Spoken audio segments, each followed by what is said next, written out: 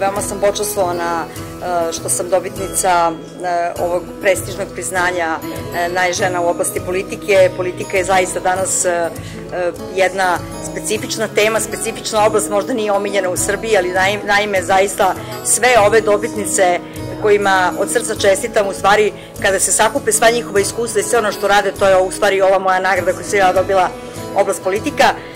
Ja sam ovo dobila kao koordinatorka u Vladi Republike Srbije.